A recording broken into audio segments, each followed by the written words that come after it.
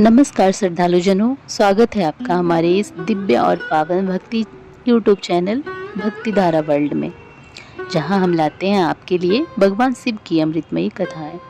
आज हम श्रवण करने जा रहे हैं शिव पुराण महात्म्य के 7वें अध्याय की दिव्य कथा, जिसमें बताया गया है कि शिव पुराण कथा को श्रवण करते समय कौन कौन से नियमों का पालन करना चाहिए, जिससे हम सबको पुण्य और मोक्ष की प्राप्ति हो सके।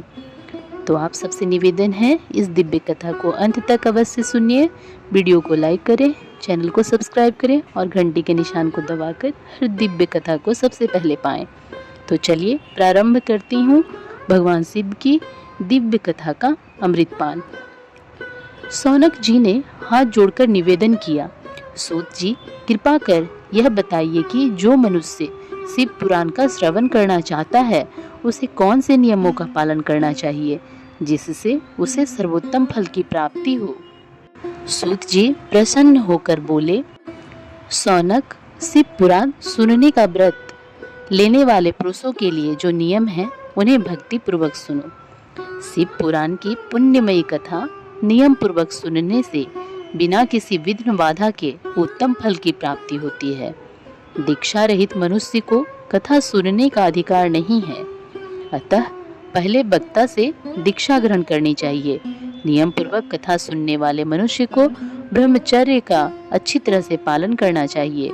उसे भूमि पर सोना चाहिए, पत्तल में खाना चाहिए तथा कथा समाप्त होने पर ही अन्न ग्रहण करना चाहिए।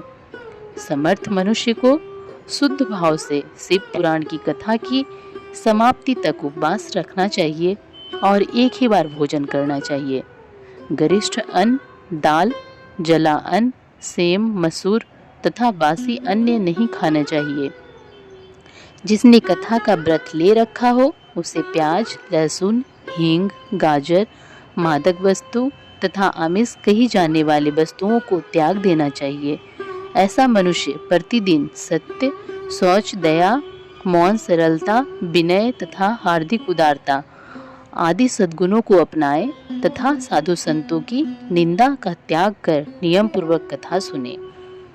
सुकर्म मनुष्य इस कथा के प्रभाव से अपनी अभिष्ट कामना प्राप्त करता है और निष्काम मोक्ष प्राप्त करता है। सभी स्त्री पुरुषों को विधि विधान से शिव पुराण की उत्तम कथा को सुनना चाहिए। महर्षि शिव पुराण की समाप्ति पर श्रोताओं को भक्ति पूर्वक भगवान शिव की पूजा की तरह पुराण पुस्तक की पूजा भी करनी चाहिए तथा इसके पश्चात विधि पूर्वक वक्ता का भी पूजन करना चाहिए। पुस्तक को रखने के लिए नया और सुंदर बस्ता बनाएं। पुस्तक व वक्ता की पूजा के उपरांत वक्ता की सहायता हेतु बुलाए गए पंडित का भी सत्कार करना चाहिए। कथा में पधारे अन्य ब्राह्मणों को भी अन्न धन का दान दे। गीत, वाद्य और नृत्य से उत्सव को महान बनाएं। विरक्त मनुष्यों को कथा समाप्ति पर गीता का पाठ करना चाहिए तथा गृहस्थ को श्रवण कर्म की शांति हेतु होम करना चाहिए। होम रुद्र संहिता के श्लोकों द्वारा अथवा गायत्री मंत्र के द्वारा करें। यदि हवन करने में असमर्थ हो तो भक्ति पूर्वक शिव सहस्त्र नाम का पाठ करें। कथा श्रवण संबंधी व्रत की पूर्णता के लिए शहद से बनी खीर का भोजन 11 ब्राह्मणों को कराकर उन्हें दक्षिणा दें। समृद्ध मनुष्य 3 तोले सोने का एक सुंदर सिंहासन बनाए और उसके ऊपर लिखी अथवा लिखाई हुई शिव पुराण की लिखी पोथी विधि पूर्वक स्थापित करे तथा पूजा करके दक्षिणा चढ़ाएं। फिर आचार्य का वस्त्र, आभूषण एवं गंध से पूजन करके दक्षिणा सहित वह पुस्तक उन्हें भेंट कर दें। सौनक, इस पुराण के दान के प्रभाव से भगवान शिव का अनुग्रह पाकर मनुष्य भव बंधन से मुक्त हो जाता है।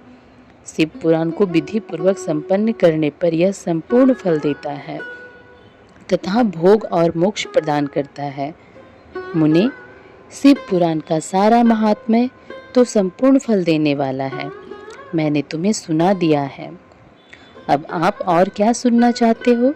श्रीमान, शिव पुराण सभी पुराणों के माथे का तिलक है। जो मनुष्य सदा भगवान शिव का ध्यान करते हैं, जिनकी वाणी शिव के गुणों की स्तुति करती है और जिनके दोनों कान उनकी कथा सुनते हैं उनका जीवन सफल हो जाता है, वे संसार सागर से पार हो जाते हैं। ऐसे लोग इस लोक और परलोक में सदा सुखी रहते हैं। भगवान शिव के सच्चिदानंदमय स्वरूप का स्पर्श पाकर ही समस्त प्रकार के कष्टों का निवारण हो जाता है। उनकी महिमा जगत के बाहर और भीतर दोनों जगह विद्यमान है। उन अनंत आनंद रूप परम शिव की मैं शरण लेता हूँ। हे महादेव, आपके पावन चरित्र का गान करने से जीवन धन्य हो जाता है। आपके पवित्र शिव पुराण का श्रवण करने से हर प्रकार के पाप समाप्त हो जाते हैं। हे भोलेनाथ, हमें आप पर अटूट श्रद्धा और भक्ति का वरदान दीजिए। मित्रों, आपने अभी भगवान शिव के पावन शिव महापुराण महात्म्य सप्तम अध्याय को श्रवण किया। अगर आपको यह दिव्य कथा पसंद आई हो तो कृपया वीडियो को लाइक करें, अपने सभी मित्रों को शेयर करें, चैनल को सब्सक्राइब करें और कमेंट में ओम नमः शिवाय अवश्य लिखें। फिर मिलेंगे अगली पावन कथा में। तब तक के लिए हर हर महादेव, जय भोलेनाथ।